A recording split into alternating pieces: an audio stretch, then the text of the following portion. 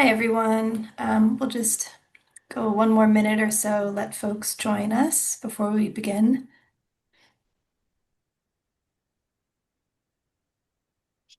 Hmm. And if I could ask you to mute yourself if you're not currently speaking, or especially during the presentation. Okay.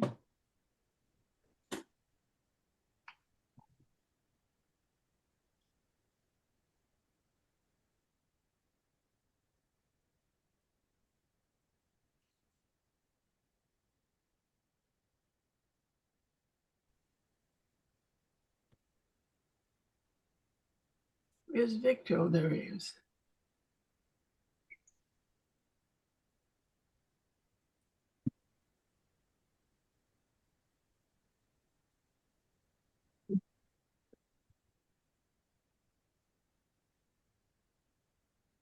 Okay, I think it's perhaps a good time to begin our presentation. So, good evening, everyone, and thank you for joining us for the second community meeting for Tisbury's Housing Production Plan.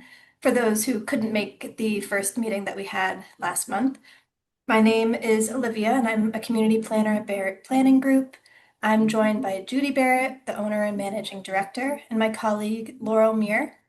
This is the second of three community meetings for this plan, and we will be discussing goals and strategies for creating and preserving affordable housing. So to begin, we will review what a housing production plan is, prior work done for Martha's Vineyard and the town, and then provide a brief summary of the first community meeting we held in April. We'll then have a group activity to solicit feedback about drafted housing goals, as well as brainstorm strategies that can help reach those goals.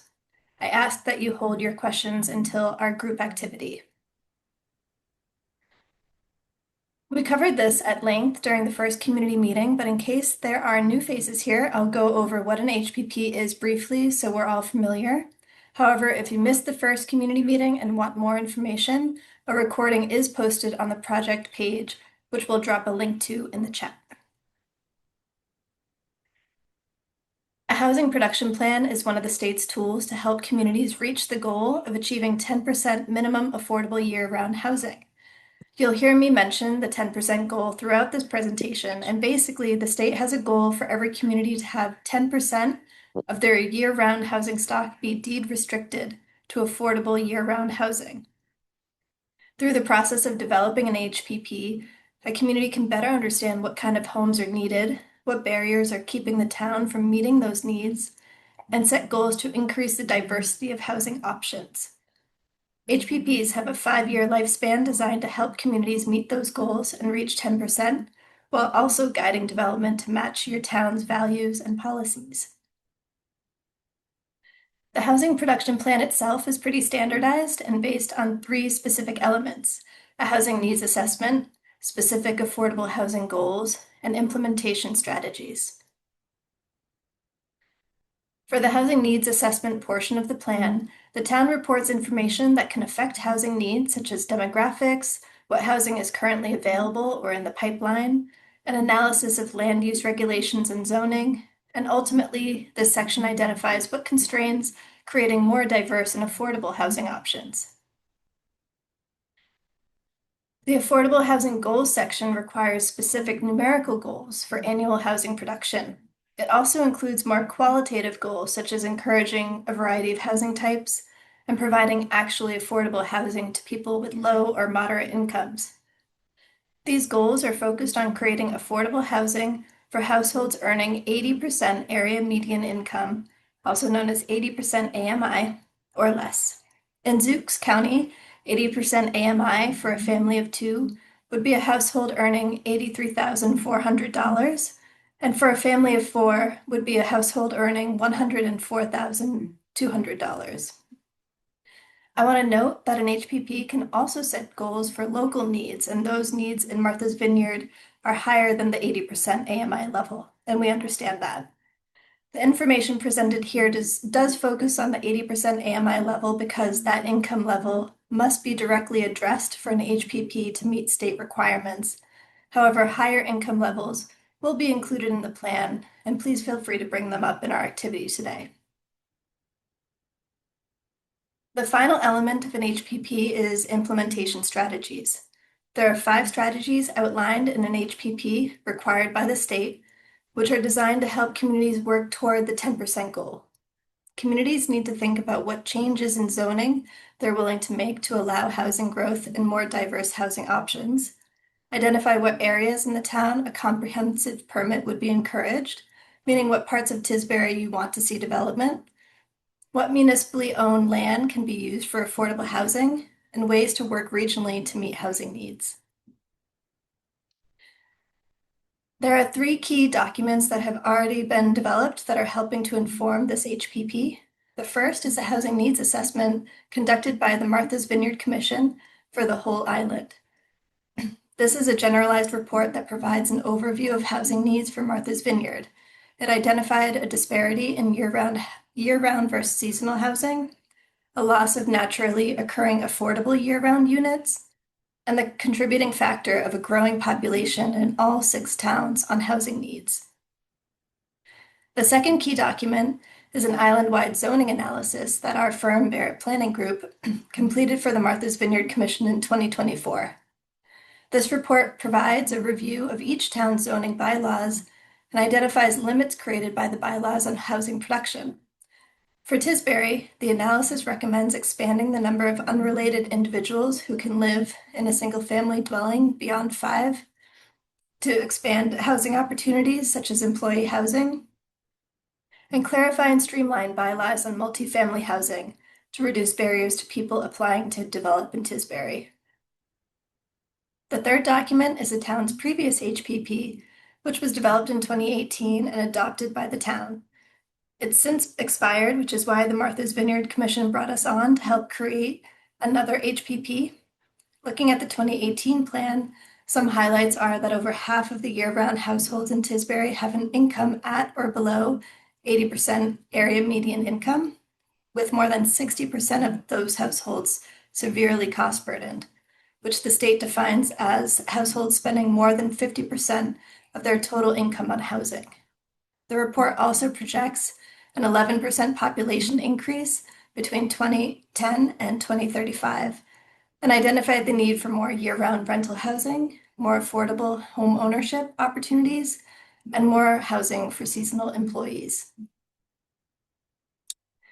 This is a table that shows all 6 towns' current subsidized housing inventory, which is also referred to as SHI. The SHI is how the state and towns keep track of the number of deed-restricted, 80% or lower AMI affordable housing units that have met the requirements to be counted towards the 10% goal.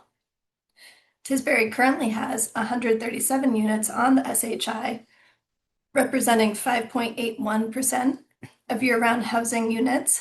To the right, you can see the 1 and 2 year goals, which are yearly step stools that the town can use to gradually make progress toward the larger 10% goal. If a community achieves these yearly goals, they can request what's called safe harbor from the state, meaning they temporarily have more control over developers coming before boards seeking permits.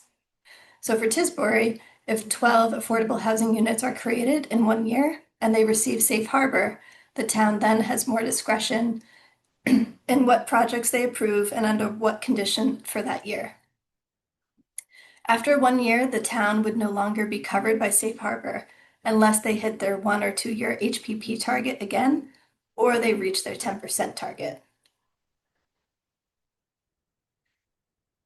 This table shows that most of Tisbury's 137 SHI units are 1 bedrooms and age or disability restricted. There are SHI affordable units that are not age or disability restricted as well, with most being 1 or 2 bedroom units. The 137 total SHI units are spread across 18 projects. The 2 projects with the most SHI are Hillside Village 1, 2, and 3, with a total of 55 disability or age restricted units, and all 1 bedroom except for 4 2-bedroom units at Hillside 1. And then Coons Way, which has 20 SHI units, ranging from 14 2-bedrooms to 3 1-bedrooms and 3 3-bedrooms.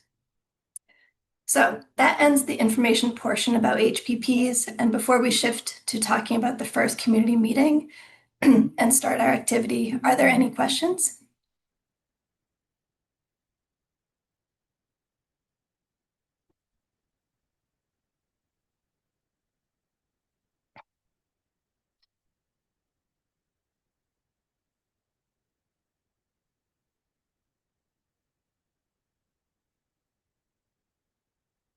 Okay, well, feel free to bring up any questions that come up once we get to our group activity. So let me share my screen once again.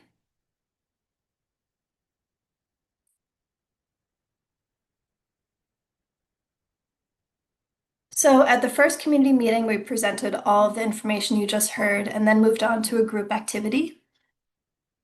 For this activity, we asked attendees 4 questions about housing in Tisbury and captured what they said on the tiny sticky notes that are shown here. And we know they're small and it's not intended that you read them right now because you'll see these later. But to summarize what we heard from each prompt, first we asked, what helps you create affordable housing in Tisbury? You noted the bylaws passed at special town meeting regarding zoning for ADUs and short-term rentals. You also described the importance of having the town admin and select board committed to this effort, as well as more housing champions in the community. We then asked you what keeps you from creating affordable housing in Tisbury. And a big constraint here is the lack of funding and limited wastewater capacity. You also mentioned the overly restrictive zoning bylaws, which can extend the length of time a project takes to complete, which can lead to increased costs.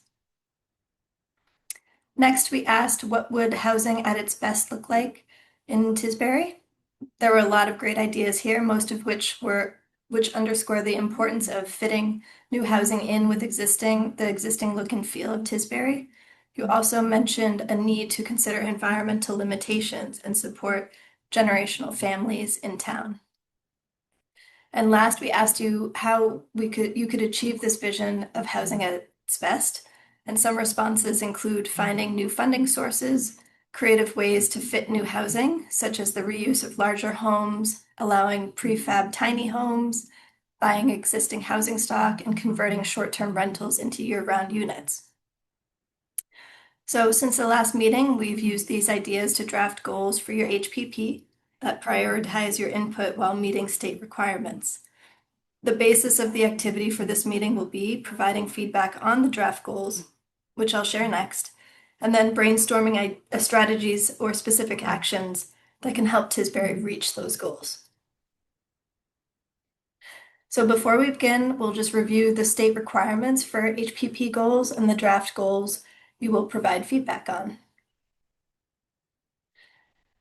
So the state requires an HPP to include a numerical goal for annual housing production equivalent to 0.5% of total year-round units per year.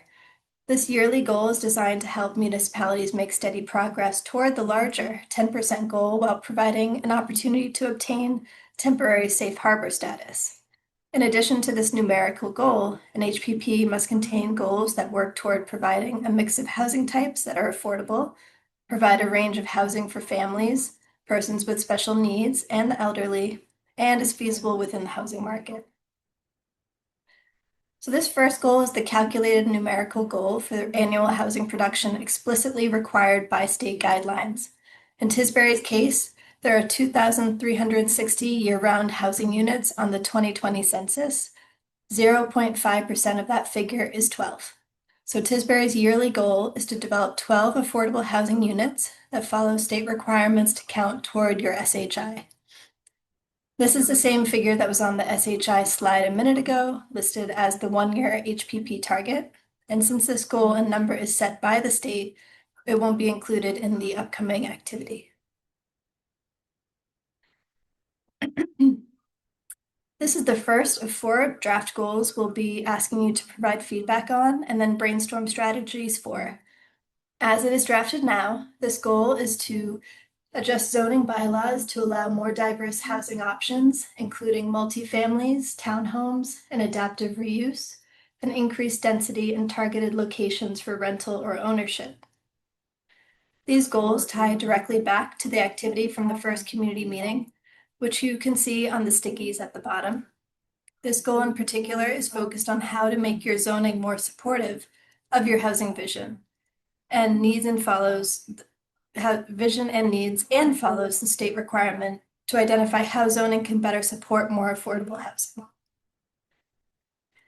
The second draft goal primarily focuses on who would be supported through new housing options. It reads, address diverse needs of the year-round population by expanding housing for employees, older or disabled adults, and generational families. This too focuses on the state requirements that goals aim to support the needs of a diverse community.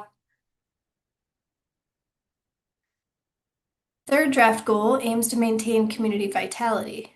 It says, identify suitable locations to expand housing that protect the small-scale, natural, aesthetic, and existing housing stock of Tisbury. And the last goal we'll be discussing in the group activity targets resources and capacity and reads, integrate environmental and infrastructure constraints and creative funding sources to increase local capacity while supporting regional needs. We'll now begin the group activity using the same platform we did last time, which was a Miro board.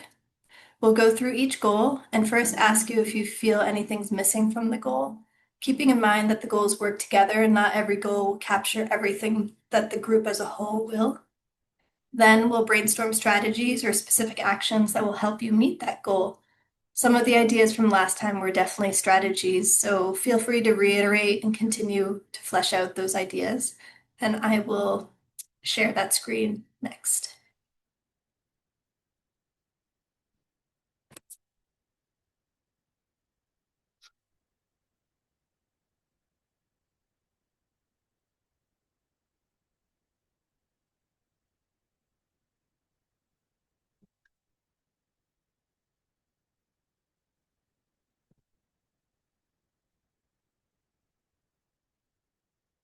Okay, can you see the Miro board? Yes, okay. So just want to give you kind of the zoomed out picture of where we'll be going here. And then we'll definitely zoom in closer so we can see what we're doing. So the top row is where we can edit the actual language and concepts of the goals. And then the bottom row is where we can discuss what the strategies or actions would be that would achieve that goal. So we will start from left to right. We have 4 to go through in the next hour, so I think we can make good time here. Oh, and Victor, I see your hand is up. Just a quick question. Um, how are will you include um, any the changes and strategies, actions that were done from not the second meeting? Or do we have those being set aside? So the way that this meeting was designed was to kind of be like a brand new meeting for those who weren't able to attend the first one of this. However, those are available online, and I'm happy to also share that screen if we want to take a look at what was already said. That's certainly an option as It, well. it might well, I mean, I don't, there's some decent overlap in attendance, I believe, but as you may know, but um, it may, I wouldn't want to lose what the people who attended the last second meeting contributed. Sure. So if we're going to do this, I hope that this is additive and not a substitute for. Yes, that is the intent. This is not to replace the previous meeting, it's to add to it. This is to give an Thank, thank, opportunity. thank you. That's clear. That's what I was asking. Yeah, Thank you. no problem. Yeah. Hi, everybody. It's Laura Silber. I would agree with Victor. I think it would be helpful to bring up some of the requests for alterations in some of the language that was brought up last time, because I think those were pretty well thought out and there was significant discussion about it. And since there is quite a bit of attendance overlap, that might be helpful. Yeah, let me bring that up. Do you think we should just work off the same board? Yeah, okay. That would certainly be easier You might than want to do trying it to that look way. at two things back and forth. Yeah, I think that's fine. Olivia, you can use this board. I think it's great. Okay. All right, so we can zoom into our first goal here. Um, this was what was added to what we could consider in adjusting the concepts that are um, mentioned in the goal. Can you make it one more? Can you zoom one more, Of course. Let me move please? this. Okay.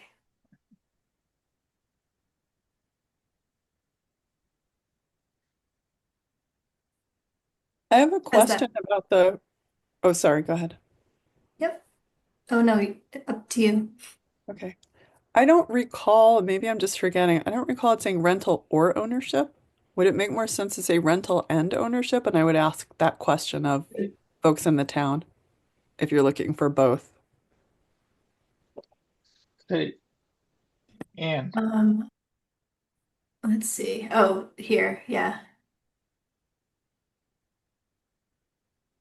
We can make note of that.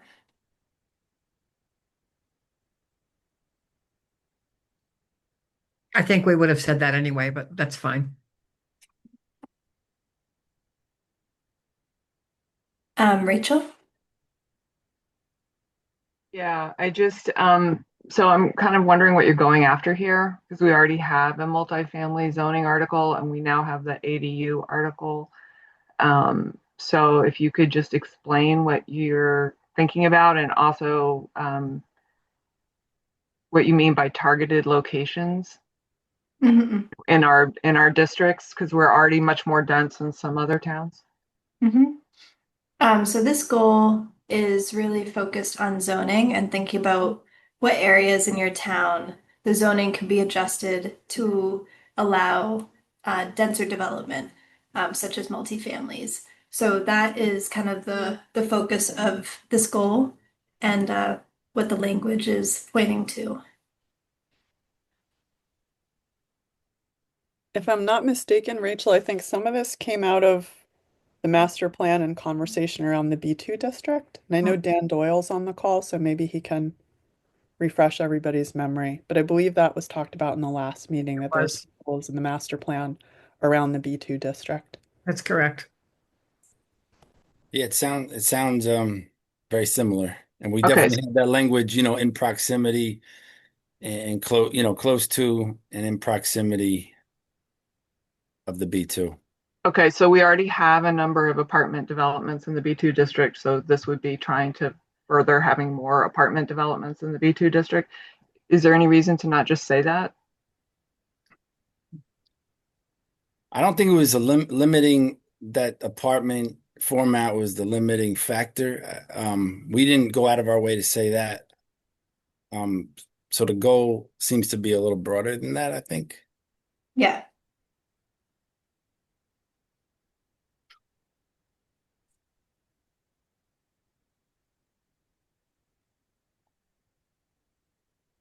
Rachel, are you suggesting that like there be a comment in there that says such as the B2 district so that it's a little bit more clear? Or Yeah, I mean, just we already have multifamily zoning allowances and we already have bylaws for that. And now that we all have ADU by right as well.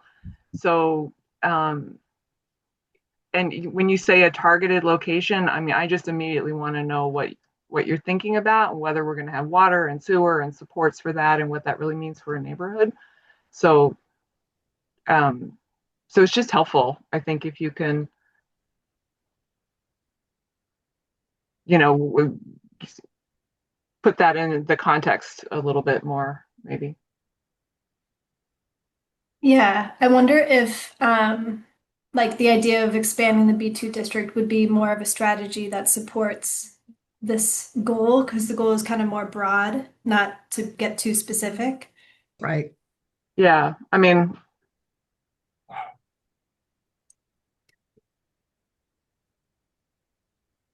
oh, I see, Olivia. So that's sort of like a technical note, right? That the goal is Right. supposed to be a little bit more broad, and then in the strategy, it addresses the methods of doing Oh, that. absolutely. The strategies Yeah. are supposed to be much more specific than the goal. Yeah, so looks like Laurel might be adding something about this in the strategy section for this goal. okay, so like the strategy might be, encourage use of the ADU by right bylaw and encourage information, Mhm. Could be, take another look at the multifamily bylaw and yeah, it could be stuff like that. and, you know, locate where dense housing might be appropriate because of infrastructure already in place, things Yeah. like that. Okay, Yeah. Yeah. thank And you. that's what we mean by targeted. Like, once it's understood what locations could support more multifamily, that would be a location that could be considered for zoning to be expanded. Right. And okay. The map that we've been showing you where you've seen that how much of Tisbury is water resource protection district. You realize that waterfront commercial is not going to be buildable for residential, like all of those sort of things. It's going to be very difficult to expand the B2 district, if not impossible. But I do think that that's where in our master plan we can see the most potential growth. It's probably going to be up, but I think one of the things we talked about focusing on was conversion of single family homes to those duplexes and where that can happen. And that's a more interesting conversation. Think what I'd suggest, because I've seen this done in the HPP meetings in the other towns, that it might make more sense to jump to the strategies and then work backwards to the goal because everybody seems to be really thinking hard about the strategies. Yeah, we actually don't do it that way. We try to get Okay. people to sort of think goal and vision and then worry about the strategies that would be supportive of those. But you can get in the weeds with strategies and lose sight of the vision. Dan? Yeah, so Casey's right that we weren't really talking about, broadening the B2 district in the master plan from what I recall, but we were talking about sort of going up, top of the shop housing for that area. And then as far as like looking at this multifamily density goes, that was just, the B2 having some access to it. That's where, looking at the periphery of it, we were kind of focused, trying to figure out, all right, are there suitable locations sort of on that periphery for increased density? And I think that can converge with even with the adaptive reuse, conversion to duplexes sort of scenarios as well. But I guess just to cap that off, we weren't trying to limit the conversion, to duplexes or adaptive reuse. That we were not trying to limit to any particular location in town, from what I recall. That's correct, except for potentially waterfront commercial, because it wouldn't be allowed there. But yeah, to expand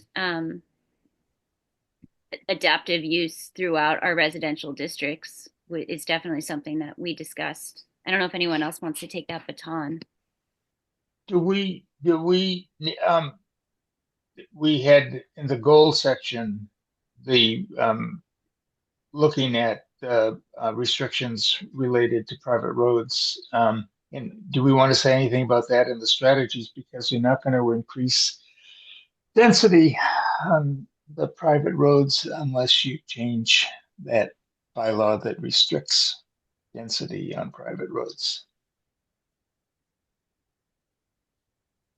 Rachel? Yeah, I mean, that's a real issue here on the vineyard and private roads. Not all of them, because we're a very old town. Many of our roads are not, private roads are not at all up to subdivision control standards.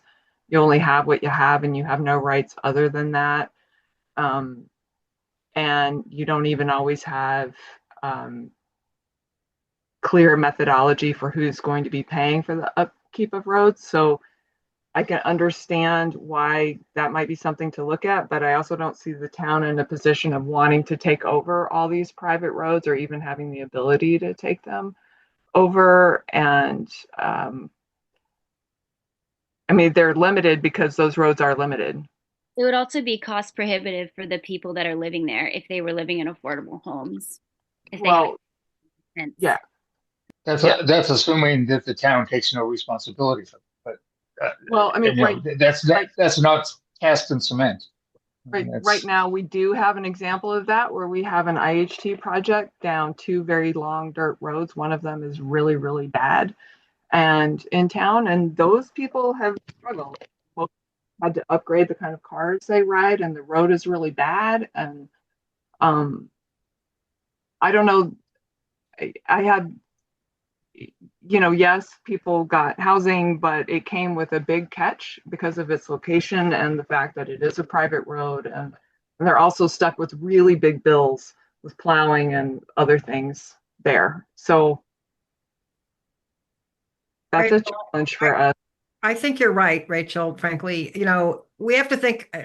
I probably would change the word targeted to highly suitable because I think, anybody in planning is going to say you don't put density on gravel roads that, are going to be expensive to maintain.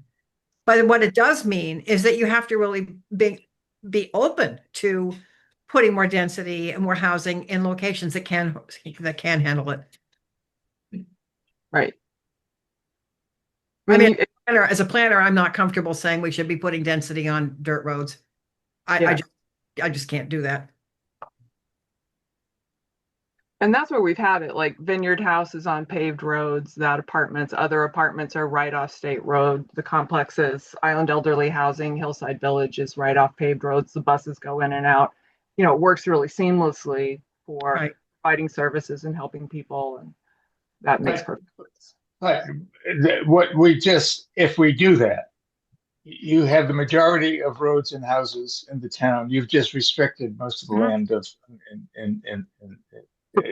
that's available, number one. And number two, the other strategies that have to do with even subdividing in small lots, subdividing units, what Casey raised, is not going to be possible in most of the town and in most of the existing housing stuff. So it's In West there's something I mean there's something. I understand the point of not encouraging it, but what it also does is to say there's no incentive to begin to look at how you solve it or mitigate it. R3. You're talking about anything in the R3 where it's mainly more rural. Anything that's downtown is paved roads all the way out to West Shop. We're just dealing with people that are summer people that have giant estates that don't want affordable housing there, and that's what we have to work on. That's what we have. Well, that's actually not true at all. And the off the Edgartown Road are a ton of dirt roads that are year round, Yeah. I guess the point I would say, Victor, is as well as Franklin Street. every single one of those properties, if they can meet wastewater regs, can now have an accessory dwelling unit. And so our density just Yeah. doubled with the ADU law. And that is going to be an option and will be used by all of those property owners. So they're not left out. And you already see a number of garage apartments there and others, ADUs and on some of those locations. And that will continue.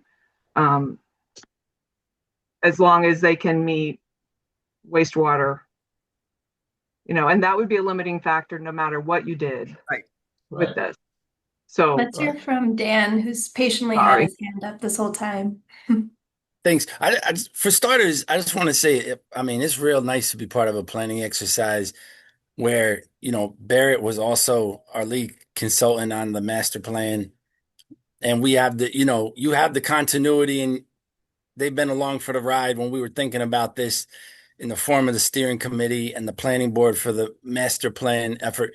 So that's really helpful. The one area where we had agreed that, acknowledging entirely that the cost for town takeover and, upgrade and standardizing the roads that are presently dirt and private to public and paved, it's a lot. There's no trivializing that. The one area we said we really do want to look at it is the B2 district, and that some of that cost would, in concept could be passed on to the commercial property owners because it makes the cost of doing business more affordable. We'd have to invest already if we're going to have top of the shop housing and making that a pedestrian friendly network, accessing into the B2 and within interior sites there. I know that some of the tax rate has already just recently shifted onto them. So I don't want to discount that, but nonetheless, the cost of doing business for them would be it would be a big help for them. It's the one thing we heard from business owners that was near unanimous was they want that ability for top of the shop housing. So if it did become more mixed use, the imperative for moving from dirt and private roadway associations back there for roads in high amount of disrepair to something that's higher quality and more friendly for different modes would be really important. I'll stop there. Mhm. Do you guys have a map of the paved versus the non-paved roads in Tisbury? I don't know if we have that map. I'm not sure. Thing, because you will notice that all the way through West Chop is some of the Yeah. most with our paved roads, and that has been an area that has been majorly ignored, mainly because it's so wealthy. And that might be a great place for senior housing or something like that. That's what I'm saying.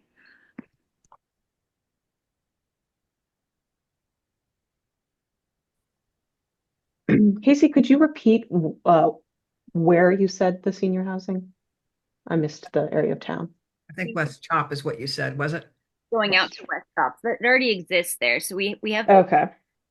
keep going out. That whole entire chop is paved all the way around. I mean, obviously there's dirt roads that go off the paved roads, but there's more paved roads out there than, I mean, anything in right off of State Road in the R3.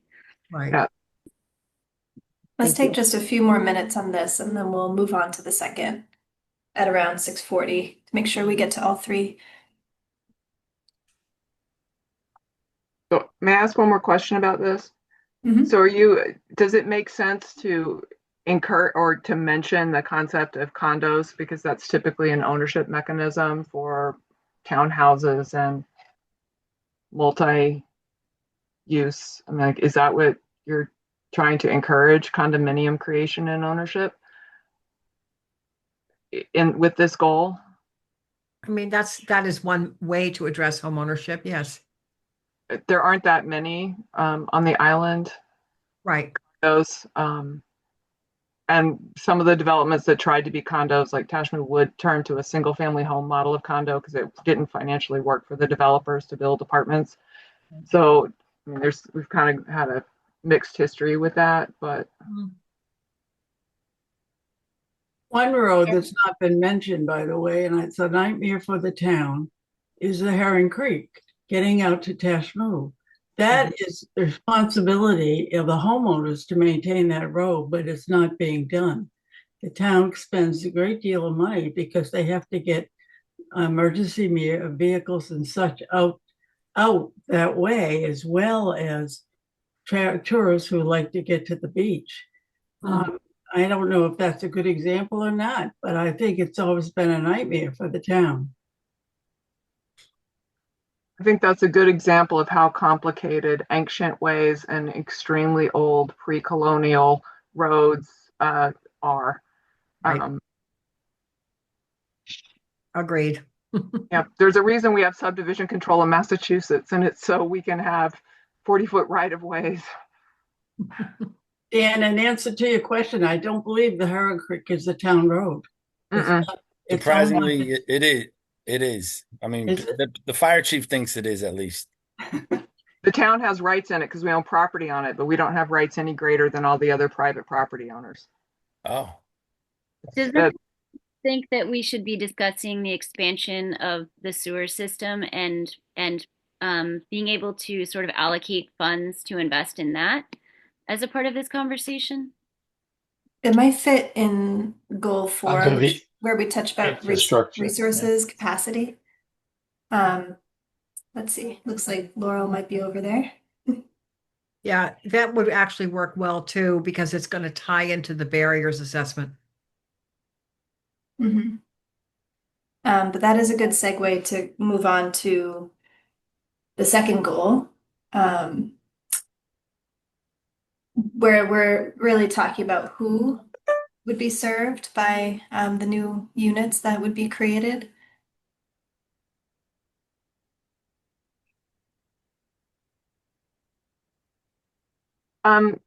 Is it okay if I make a comment here? Yes, please. So for me, Tisbury is mostly at build out, and building a lot of new units doesn't necessarily make a lot of sense to me. But what does make a lot of sense to me is to try to keep our existing people of modest means in their existing homes. Like every single person who lives in my neighborhood is a year-round person. Some of the people who rent here have been renting for more than 20 years. All of us are of modest means. The entire neighborhood is year-round. And we have had some properties change hands, and they have been, because we're not fancy, it has been year-round people who have bought them and have restored them. And that's the neighborhood. And so for me, when I think of this, I don't think so much as we need new as we need to put in place mechanisms that can support what we have existing, because so much of our year-round housing stock is people live in and own who would qualify for affordable housing subsidies or rentals. So the So, challenge that creates for us, Rachel, is that if this is going to be a housing production plan that meets state requirements, we have to talk about additional production. okay, but can It's you not like, also go talk ahead, I'm about sorry. housing preservation? Oh, sure, sure. Because to me, that's far more important in Tisbury than to not lose what we have, which is a lot, Right. whether it's through boosting Section 8 or the Dukes County Regional Housing Authority, rental assistance programs. The Resource Inc. has been tremendously helpful with grants for Yep. people to do repair work on their homes. Um, some Rachel, of there's a pretty targeted goal in there, like halfway down on the left side, that says preserve naturally occurring year-round and affordable housing. And I think that's something to speak to your point.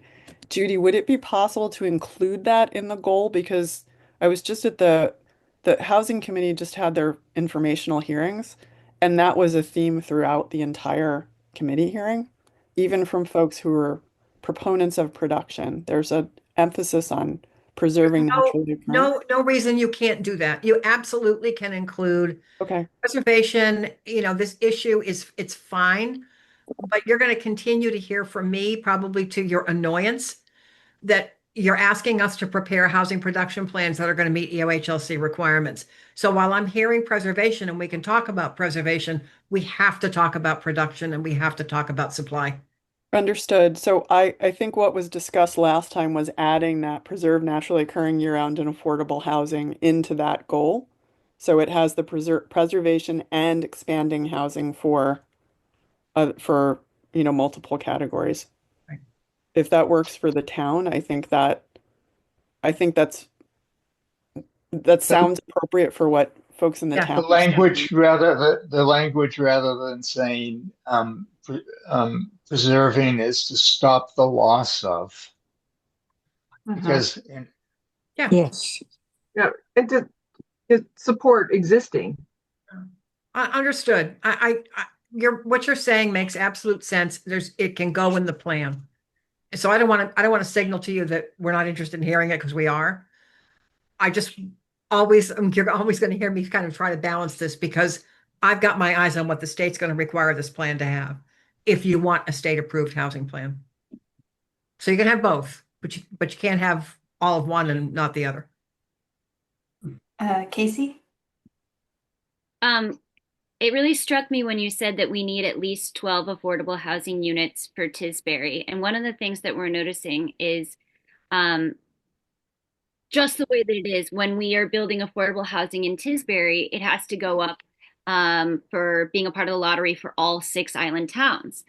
And so I think it would be incredibly important to make sure that we have 12 units built as priority for under 80%, which makes sense given our demographics, before we allow for other residents of other towns to come in. And by that, I mean, as much as legally it's possible, we should be focusing on affordable housing specifically in Tisbury, like Chilmark is, before we go through the wider IHT process. And you guys know a lot more about how we could potentially do that.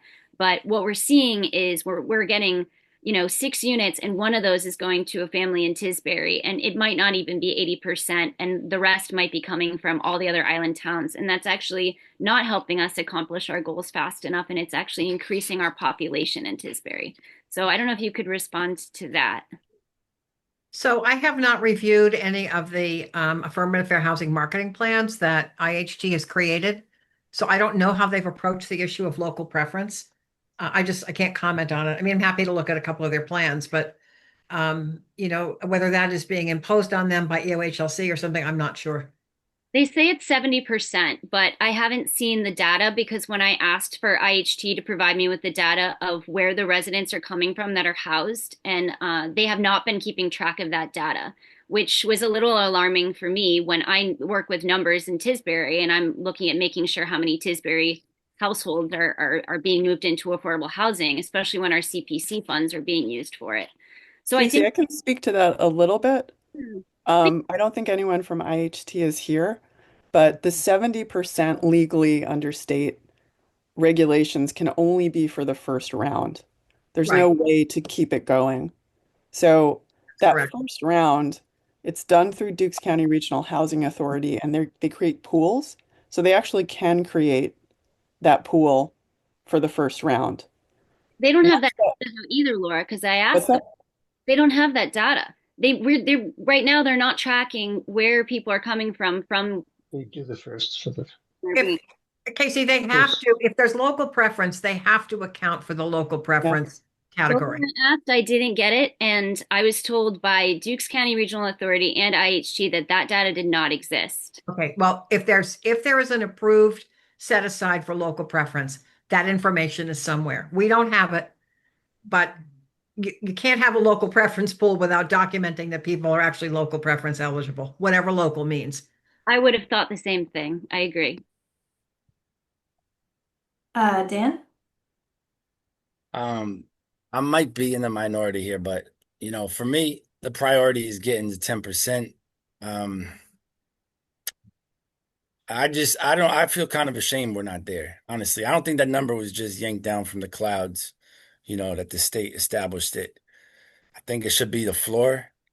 Um, and I also think I agree that we should be preserving the existing, housing stock.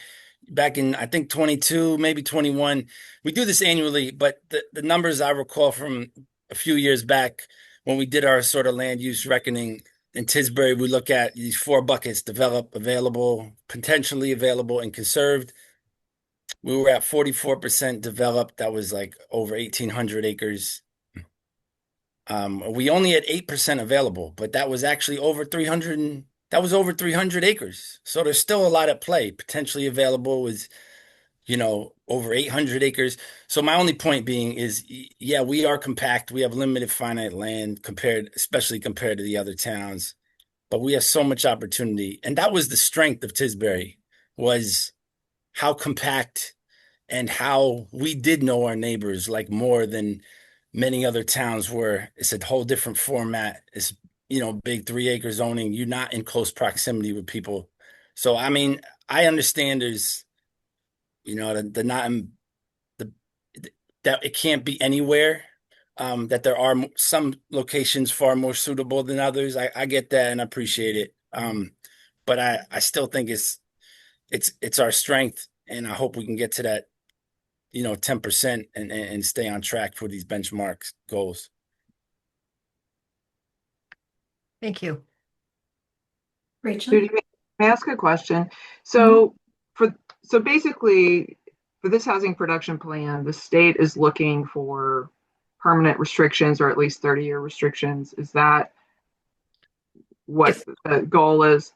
There would now be, I think everything's perpetual. 30-year restrictions are generally not used anymore. Okay. But So one of the things that for me is always a challenge is seeing the local model has except for elderly housing, the local model has mostly been ownership opportunities. Mhm. And the permanent restrictions really hamstring those folks. The mortgages they're able to get are at a higher interest rate. They're not as competitive with market. And then they're really limited. They can't pull out equity to send kids to school the same way. They can't, like they're really restricted. And so it's ownership, but it's not, it's, it's sort of it's secure housing and it's ownership, except not. Well, it's not ownership with access to all the attainable equity if the unit could be sold at market. Right. Well, and a lot of the restrictions here, you see that the monitoring agent can determine whether or not you can refinance. And I mean, there are a lot of restrictions to it. And so it's helpful, but it does not mean ownership. When we talk about wealth and ownership in this country and really making differences for families, it does not mean that. It means secure housing, and that's all it means. You're not guaranteed you can pass it on to your kids or a lot of things like that. So while it's really helpful, it's not as helpful as being able to just own. So I'm wondering if and that gives me pause because I worry about those families because I know what that means. And I'm wondering if you have any advice to us in terms of whether we should be trying to support more secure long-term rental opportunities as opposed to ownership, given the limitations on ownership. And what I see is developers wanting to build something that they then sell because they don't want the responsibility of it. Clearly, they just want to make their money and go. But I'm not sure how to provide the most benefit and how to think about this. So I'd love your thoughts. I think, Rach, the Dukes County Regional Housing Authority, who oversees the rental program, have lost units that they can rent to short-term rentals. That has really been the most hurtful to in order to provide housing. I don't know how many housing units they have available. I also know they had an increase in their CPC request because in order to meet those who are joined in the program are expecting a far more higher rent. So it's a twofold thing. Short term, people are making money and doing well, but it's reduced how much rental property is available. In the meantime, the housing authority is trying to find housing units, and people that own it are expecting a really high rent. So to subsidize that based on someone's income, it gets a little complicated and less available. Yeah. I mean, we have some examples like Kingsway and then the apartments on State Road, other apartments on State Road. Those are permanent, affordable, and they're nonprofit owned or housing authority owned, and those are great. Those are secure, but some of the private ones, 40B, there's for a developer that's really making, their bottom line is to make a profit. I don't blame them for that, but I'm not sure. It's complicated. And Rachel, can I just add something in here? I'm looking at at Tisbury's SHI, and it's overwhelmingly rental units. Yeah. And if you give me a minute, I can add them up. But it's not a lot of ownership units, overwhelmingly rental units. Right. yeah, a lot of those are the island elderly housing units. That's Those were the original ones. It's a Yeah. lot besides that, Rachel. There's quite a Yeah, bit. now there is. You have under 10 ownership units for the whole town. So let me add this up and then I'll give you the numbers and then maybe you guys can have a conversation based on those numbers.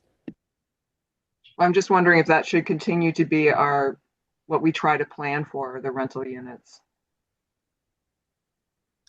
Good question. So the opportunity for, if I can, if we want to talk about rental and what this last couple of comments have been, is really there's a great opportunity at this point in time. We have a new bylaw that limits the number of days of short-term rentals. That's going to that if it's managed and enforced as it should be, that's going to limit the incentives that had been associated with open-ended short-term rentals. And frankly, I think that's a a good thing. Um, Combined with a program that Kilmark is looking at, Oak Bluffs has in a different form, Edgartown is looking at in a different form, and that we've begun in the Affordable Housing Committee to discuss in an active way the Lease to Locals program, the people who are involved in that, of which will, I guess, Laura be on the island next week, and there's potential to meet there.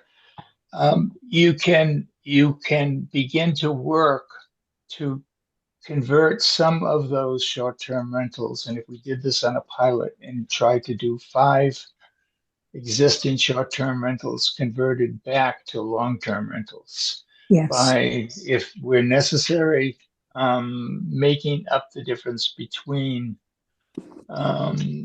some of the financial incentives that exist, which is what a rent subsidy essentially does anyway, and giving it to the Dukes County Housing Authority to manage, or something equivalent to them to manage.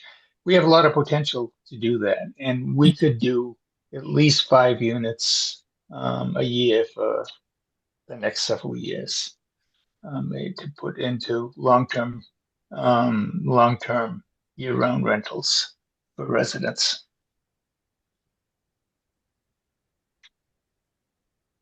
Just a few more minutes on this one before we move on. We have 2 more to go. Casey? I was just wondering how converted or renovated a private dwelling would have to be in order for it to be counted towards affordable housing. If like I'm wondering about expanding that process to make it easier, and obviously funding sources that could potentially alleviate some of the financial losses that someone might experience, et cetera, or keeping the rental rate low. But I really do think that this is important for the town, because we have a lot of houses here that are empty for most of the year, and underused houses because people aren't having as large of families. So how do we get those, when we renovate them or turn them into multifamily, to count towards our affordable housing goal? Does it need to be done through a nonprofit, or can it be done through a private developer? Well, it can be easier going through a nonprofit if it's a land trust, because they will, hold the land. I mean, you could use some type of inclusionary zoning mechanism, but you got to be careful with that, because if it's too restrictive, the expectations in it are too high, it won't work at all. So I often think inclusionary zoning, in markets where most of the production tends to be smaller stuff, I don't think it makes a lot of sense. But if you set the sort of trigger high enough, say 10 units or more or something, then it might make sense. But then you have to keep the percentage of affordable units reasonable. So, I mean, it's something we can talk about, but I think, there's, if you really want to protect the affordability of a unit, somebody has to hold a restriction and they have to enforce it. Both are true. Simply getting the units and having a deed restriction doesn't do squat if those restrictions are not being enforced. Mm-hmm. So there's a capacity question here as well, which is who's going to monitor these restrictions and who's got the capacity to do it. So there's a bigger conversation than just how to make the units, it's how to keep them. Interesting. So could someone sell their estate to IHT or an organization like IHT, or even a private developer, to turn it into, let's say, 8 or 10 affordable, 8 or 10 apartments, a certain percentage affordable, et cetera, or the whole thing affordable?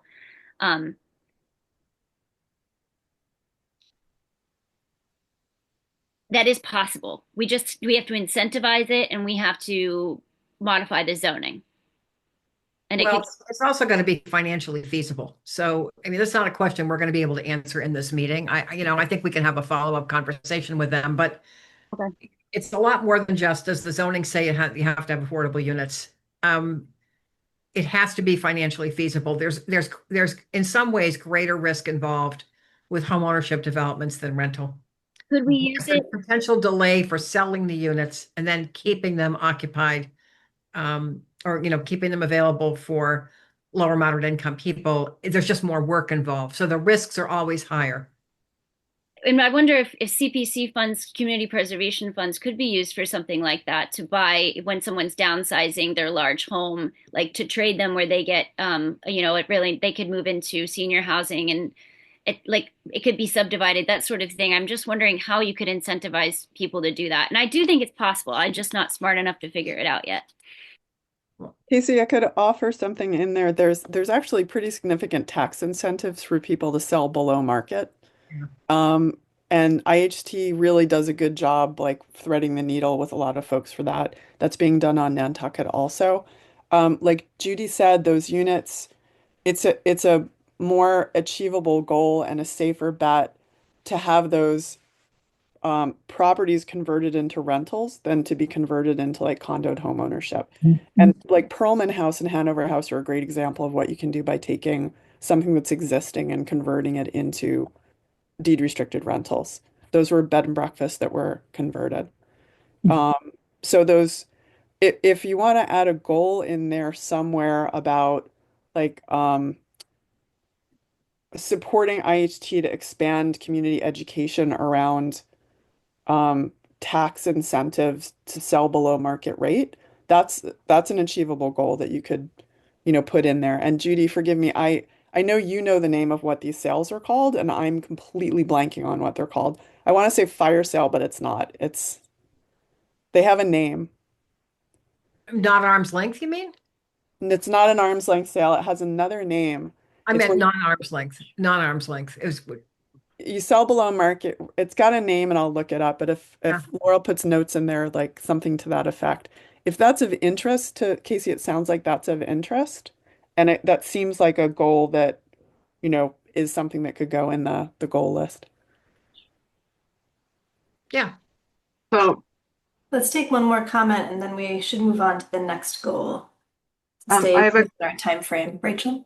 I have a comment and a question. It seems to me, because we do have some existing apartment buildings that have been turned into condos recently, and some two families that have been turned into condos recently, that having a goal of identifying those with and trying to see if there's any way to put together a package to make them part of our permanent affordable housing stock makes sense. Just to target what we already have and see if we can officially convert that. But then the other question I have is there any way, say for the rentals in my neighborhood that I know are being rented at an affordable rate to the families who've lived there for a super long time, to try to help get those units into our housing stock, even if the owner was only comfortable saying, I'm going to do this, I'll commit to this for 30 years or for 15 years. Because I think we do have rentals that are absolutely being rented at an affordable rate long term for families that we don't get any credit for, but are the only reason people are still here and surviving is because they're being taken care of by the current property owner.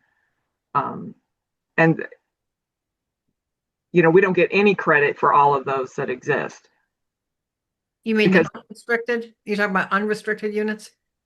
They're unrestricted, except the reality is they're being, the property owner is charging an affordable rent to their tenant and has been doing so for decades, and they're a key part of our housing stock. And so I'm wondering if there's a way that we could work with some of those property owners where the town gets credit and they get some credit too, whether, I think it would be appropriate for them to get a residential home exemption on their taxes for those properties. That's one mechanism, but that doesn't put them on our SHI list. It doesn't, and it won't. So I'm just wondering if would they have to commit to something would they have to commit to at least 30 years of keeping it affordable? Yes, 30 years is the minimum for any affordable housing restriction at this point. Yeah, so I'm just wondering if we could at least get the word out to people, like if they wanted to do that, that they could, Well, and so it's more complicated though, Rachel. So just stop for a minute. right. Part of it is the restriction, and part of it is the way the unit is made available. So if you have a unit that is occupied now by someone who is lower income, and we all know that that's an affordable unit, and we all know that it's their sort of SHI equivalent. But until that unit is made available through a fair and open process, through an affirmative marketing plan, it's not going to count, even if you have a deed restriction. Okay.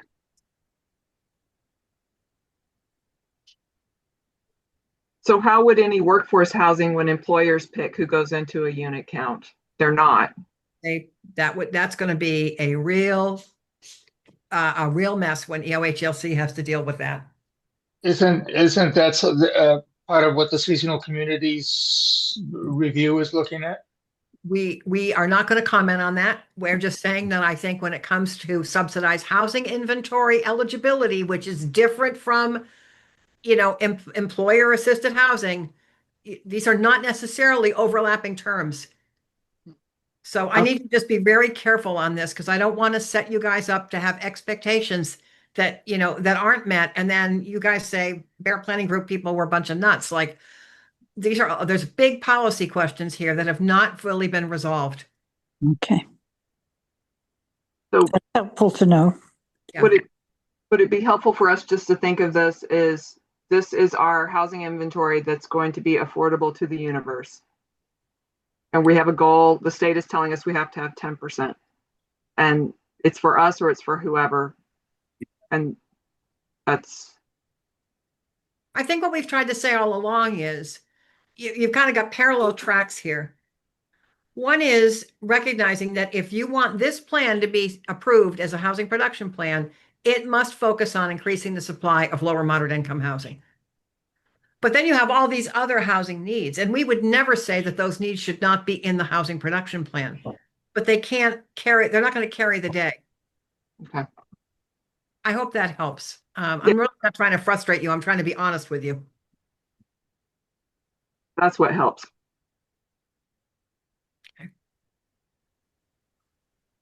Okay, we have about 20 minutes for the last two goals, so let's go to, well, I do see two hands up, so if there's a quick comment from Dan and Laura.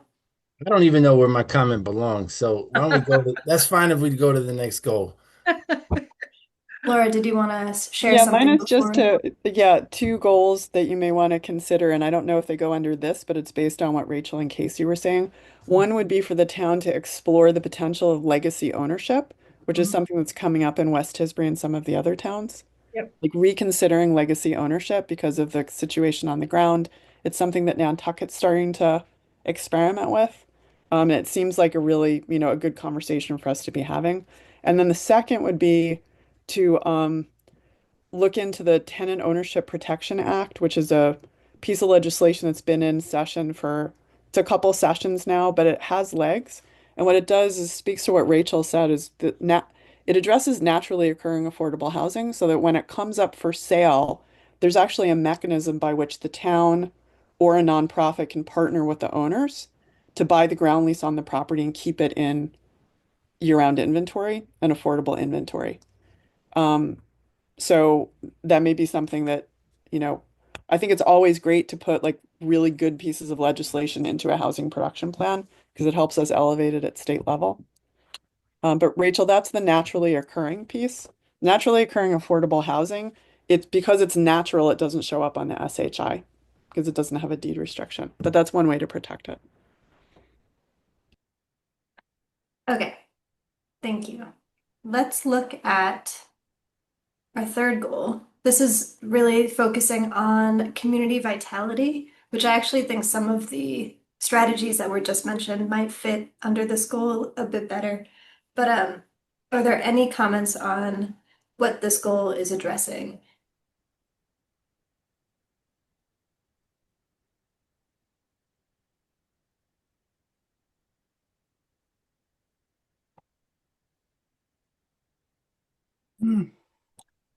Laura, is that a new hand? An old hand? It's an old hand, sorry.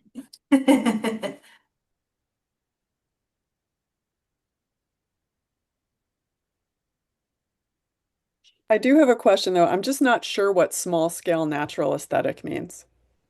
Small scale seems like different from a natural aesthetic. So I'm wondering if there's a way to word that so it's a little bit more. Sure. Yeah, I think the wording for this is trying to get at not having kind of like megalithic developments, having kind of smaller developments that fit into the fabric of the neighborhoods of Tisbury. And then the natural aesthetic is something that came up in the first meeting that people were interested in preserving, like preserving whatever open space is there already. So I think using the words open space would be better than using natural aesthetic if that's what that means. And I'm gonna defer to Dan, who's our open space expert up there. But I think that's always good to articulate if that's what the intent was. Mhm. Yeah, I'm far from an expert, but that makes sense. Maybe some more self-explanatory or natural landscape. I don't know. But I was also confused by the natural aesthetic. I was thinking something else.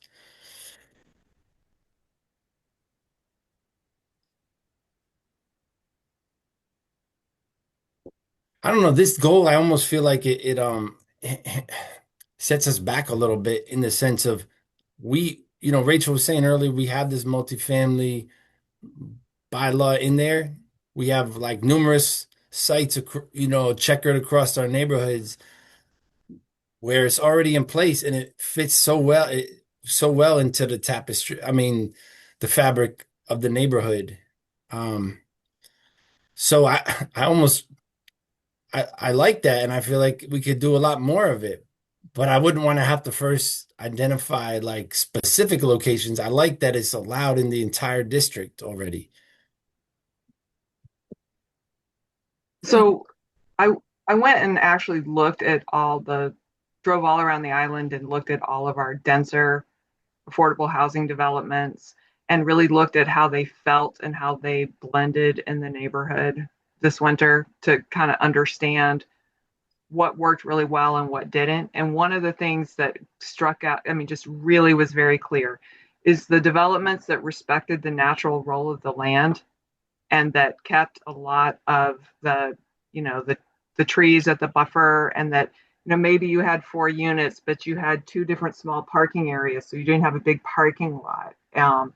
They they really blended with the neighborhoods and they were very integrated with the neighborhoods. And you had some developments where they did clear cut and the trees are hardly growing and they haven't integrated with the neighborhoods at all. And then you had other examples where they kept those islands of native vegetation. They kept that contour of the land. They were built into the land, and it makes a huge difference with the finished product and how well that you don't have a project, you haven't created projects. You've just added to the neighborhood rather than imposed upon the neighborhood. So I think what we would want to do is continue to encourage development of and expand, but have it go with the model where you develop in concert with what's there. You don't erase what's there and then expect it to fit well. Seeing some of the Lake Street houses or in apartments, if you've seen how they fit in there, seeing Woodside Village in the back, the way their expansions have fit in with the land and the natural trails there. Hillside Village still has a hill. Even, they're not income restricted, but Causeway Apartments, there are quite a few apartments there, and they step down into the landscape of the property. So it really helps with the massing and neighborhood integration. So I think how you've said it is fine, but I think that's what you mean, right? I think that can be better articulated. And do we want to keep the idea of a small scale, or is that not really relevant, you think? I think you want the scale to be in keeping with the neighborhood. Mm-hmm. So if you have a neighborhood of small capes, you don't want to build a giant apartment building right there. But if you have large commercial buildings to build a, something that's in keeping with the large commercial buildings, that might be just fine. Sure. Yep. Thank you for that feedback, Casey. Well, I think an easy answer to this one is, and I hate to go back to it, and I'll quickly move away. Anything that you're renovating, as long as the exterior remains the same, is going to fit in with the aesthetic of Tisbury. Additionally, the aesthetic being, like those shingles and only built up to the height requirement that we have as our maximum height, using the natural materials that we have, all that stuff. It's going to look like it belongs here. I like to base things on numbers, and I think we need to look at the sizes of families. I was listening. I know that for rental units, having 1 and 2 bedrooms for rentals is great, but I know that when you get to larger families, that those ownership units become more important and valuable. But I think we need to have a better understanding of our population in order to figure out who needs to be served rather than just guessing at that. I think that's really important. And there's one thing that I did want to also just quickly throw out there is this might sound stupid, but we did make it illegal to live on your boat, which was something that people had been doing for Sure. Yeah. years. Mhm. And so we don't allow for houseboats, and we don't even allow people to like live on their boats in the summer. And it would be pretty easy to expand our infrastructure down in some of our parks to like add to the showers and waste removal and that sort of thing, to allow that. And to stop seeing large swaths of land bought up by, golf courses and other places, other things that are for um, private use or club use that take anything really out of the housing supply.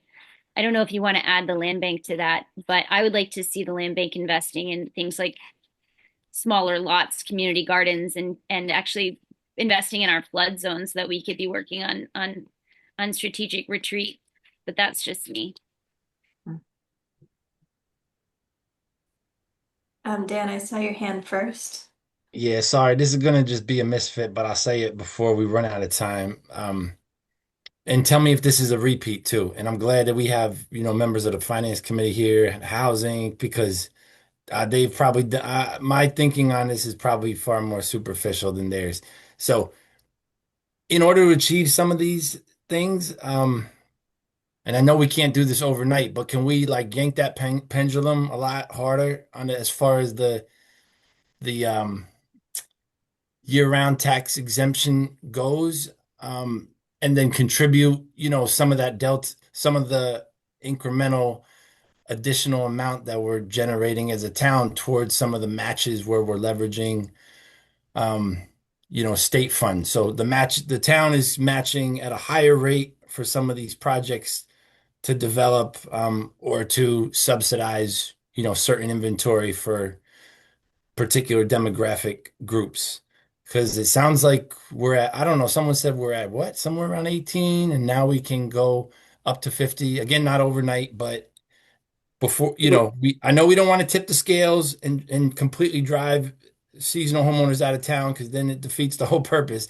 But I think we could push a lot harder on that. But again, Rachel probably knows more about this than me. Yeah. Yeah, Rachel. So I think it would be really helpful if we could extend the residential exemption to our year-round rental properties. Provincetown has done that. I've spoken with our assessor. I spoke with her about it 2 years ago. I need to follow up with the Board of Assessors to see if we could do a home rule petition to encourage year-round housing. But you don't want to go too high with your residential exemption percentage, because what it does is it jacks everyone's tax rate up.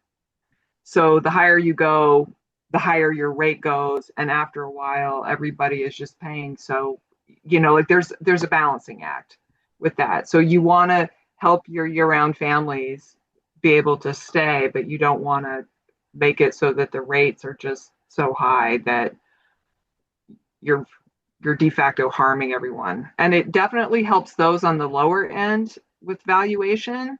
So in my neighborhood, the residential exemption really means something substantial, but in some, because we're a lower end neighborhood, value wise, it's a very mixed neighborhood. But in some of the other neighborhoods, you know, it's not that much, and you are asking your rental owners to pay more without giving them that incentive with a rate. So that's tricky, Dan. What Casey said about the houseboats struck me as something I've long thought we should reconsider that as a potential creative option or solution. We have pump out boats. We actually have infrastructure in place to support that already. And we have year-round harbor master staff. You know, we have that, and it is in keeping with being a maritime community. So that might be something we want to revisit as an option for people. And the other thing I would just say about who needs housing, I can tell you as a parent with 3 children that if I had not been able to buy the first house or the last house under $100,000 on Martha's Vineyard, I would not have been able to stay with my 3 children.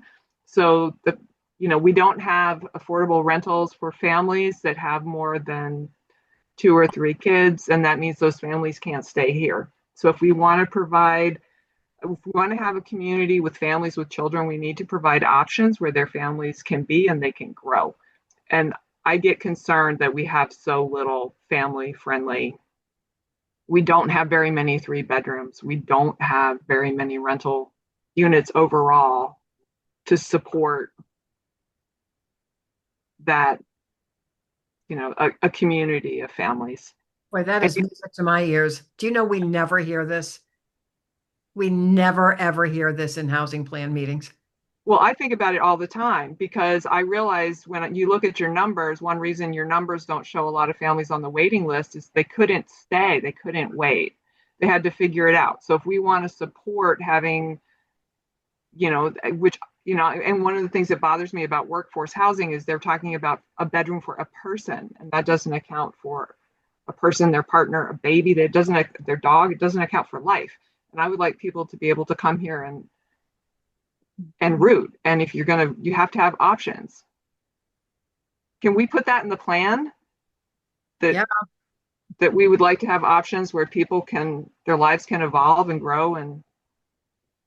Yeah, and that's where the opportunity for that, Rachel, is in part with the conversion of those housing units that are now 100% short-term rentals, but have 3 or 4 bedrooms. Yes. To full-time year-round housing. Yeah. And again, I think that the margin to do that with the new zoning bylaw is not a big one. I think it's an actionable one. Just a clarification on Rachel's comment, which is a great one. Did you want that to read need more 3-bedroom and family-friendly rental units? That's specifically about rental units, or does that include homeownership as well? I mean, I would just say units, Laura, Okay. Because, I think we don't have a lot in either case. And some of the units that are home ownership, there's no room in those to evolve easily. Okay. And thanks for clarifying. Hey, Rachel, it's Jeffrey. If at a certain point in your life when you were trying to settle and had 3 kids and establish something, if your only opportunity was to rent a house, would you have stayed, or would you have gone someplace where you could have owned a home? Because I'm seeing a lot of those people who are going to Maine and going to Vermont or wherever, because if you're 30 years old, starting a family, owning something, having a home ownership opportunity is so incredibly important. Yeah. So I can just tell you that I don't fully know how to answer that question because I was very fortunate. I was able to buy my first 800 square foot house um, when my daughter was just before her second birthday. Um, and that that secured being able to stay here. And then we grew out of the 800 square foot house when I had my third baby. I had a crib on wheels, so to open the closet, I moved the crib to the other side of the room and then back and forth. It was it was an adventure, and the lot behind us came on the market, and so we were able to scrimp and save and figure it out. Um, but one thing I do think about that I love living here and I'm really grateful to live here. And I am really grateful for all this place is for me and has been for my children. But if my option was to rent or to own something that was so restricted that I would not be able to have that house mean, contribute to my children's college education or mean anything for them long term, for my children's sake, I might have had to leave if it meant I could live somewhere else and own without restrictions. Right. Yeah. And and that's very real because the difference in deed restricted ownership versus regular ownership is pretty dramatic. Um, so, maybe if I thought, maybe I would have done something where I tried to buy something somewhere else and rented it and then rented a house here and tried to stay here. I don't know. But those are really hard questions. I'm glad I didn't have to make those decisions. Yeah. And I know lots And of people and have. things have gotten so much more complicated here, right? Like when you Yeah. had to make those decisions, we Yeah. weren't as complicated a place. No, but the whole Yeah, country's well, complicated. My family members in other parts of the country are dealing with the same math. Why don't you let me interject for a second? Because I am 36 and I am a renter. I totally agree with a lot of the things that Rachel said. I just think that if it was up to me and I could rent a house versus buy, and it was at capacity for however, I don't have a family, but if I had a family that there would be enough bedrooms, I would rent because I actually talked to a lot of my friends that inherited homes here, lucky friends, who say it's extremely expensive to be a homeowner with property taxes, with maintaining your yard, with maintaining a dirt road here if you happen to live on a dirt road, with the increasing electric bill prices. And to be totally honest, it can be a better investment, especially if you're lower middle class or working middle class, to be a renter than a homeowner, because that can just be financially never feasible for someone. So I mean, I think there's nothing wrong with changing the narrative a little bit and understanding that, especially millennials and people that are younger than me might be lifelong renters, and that might be okay because there might just be more shuffling. We have smaller families. You rent for 4 bedroom, and then when your kids go out, you rent a 1 or a 2 bedroom. I think it's becoming more normal. That's just my. We do have 1 minute and one more goal, which we somewhat touched on. But I do want to just provide an opportunity to provide any feedback you have on this while we have a moment before we close out. And I appreciate that we've had such a robust conversation on the other three, so happy to be at this point. So this one is referring to limitations on capacity and resources, both in terms of infrastructure, and we can also think of it in terms of staffing. Some towns have thought about having a housing specific staff person, for example, being a strategy to meet their capacity needs. Um, so thinking in those terms.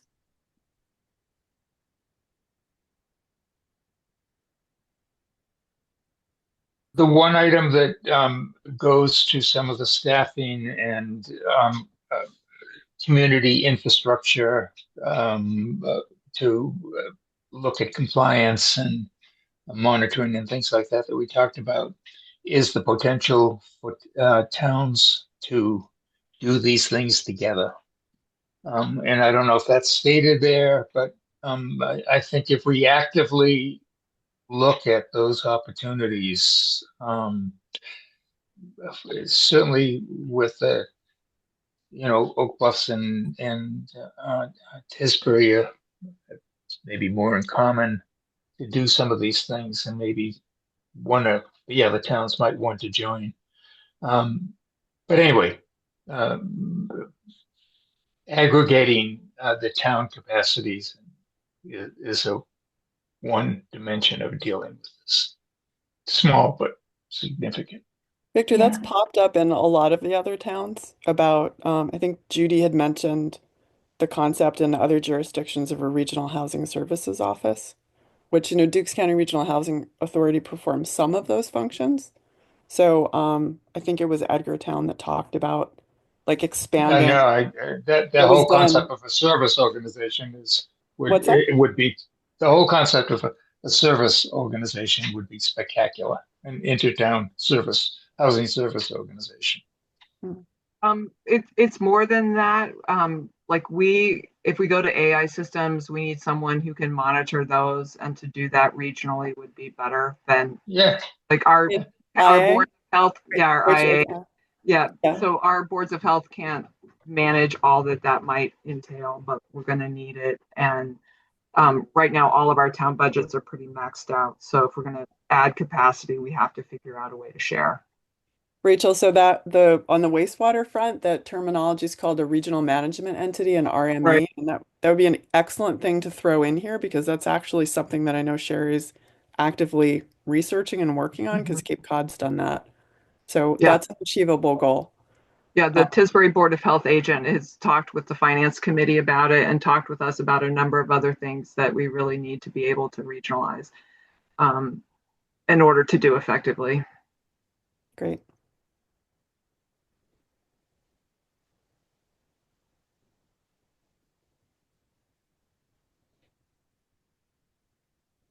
Time to leave, honey. Okay, I do want to be respectful of everyone's time, but if there are any burning suggestions and ideas, please do mention them, or you're welcome to email me. I'll throw my email in the chat and I can add it after.